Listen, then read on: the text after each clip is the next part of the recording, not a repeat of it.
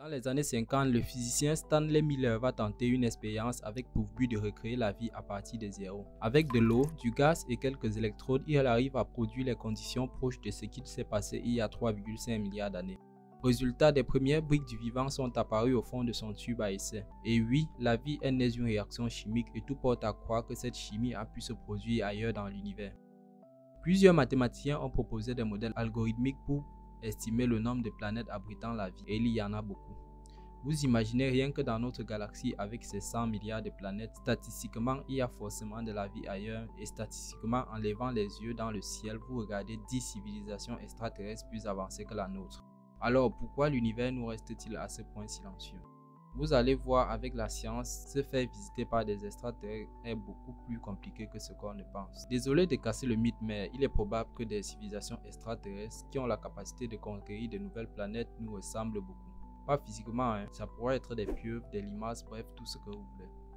Ici, on parle du fait que la loi de la physique étant partout les mêmes, les aliens n'ont pas de pouvoir magique. Ils sont limités par les mêmes choses que nous. C'est décevant, mais oui, une civilisation alien devra aussi inventer la roue et les moteurs à énergie fossile. Pour communiquer à l'échelle d'une planète, ils n'auront pas mieux que les ondes électromagnétiques, la radio, la Wi-Fi, la 5G, bref, tout ce qu'on utilise. On ne passe pas d'une batterie à des moteurs à lévitation quantique sans un entre-deux.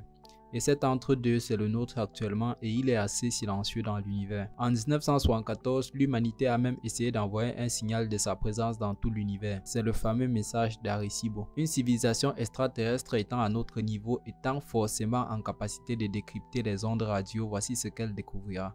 Malheureusement, on n'a jamais eu de réponse.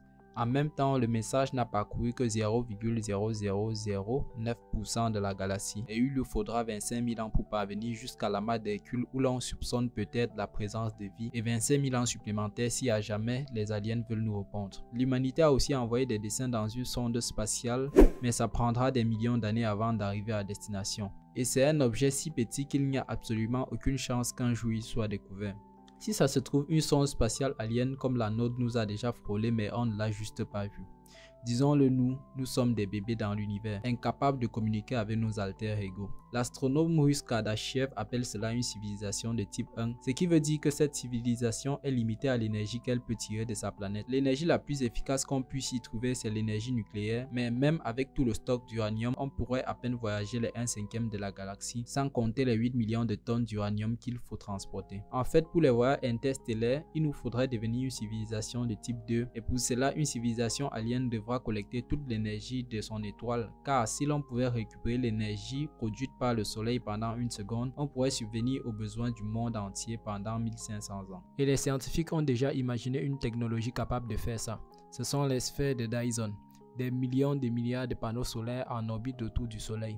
Et construire ça n'est pas impossible, mais pour ça il faudrait déjà inventer des robots autonomes capables de miner leurs propres ressources et de se dupliquer à l'infini. Et pour ça il est probable que dans le futur l'humanité doive utiliser une planète comme Mercure pour construire une immense sphère de Dyson.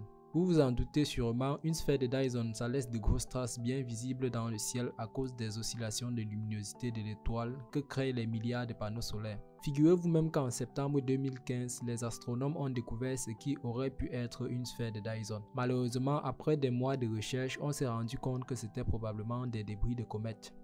Supposons pour ce cas de figure que cette civilisation extraterrestre soit parvenue à construire une sphère de Dyson. Comment pourrait-il à partir de là rejoindre la planète Terre? Le plus gros obstacle, c'est le temps, car voyager à la vitesse de la lumière, c'est physiquement impossible. Un simple grain de poussière avec sa masse demanderait une énergie infinie pour atteindre cette vitesse.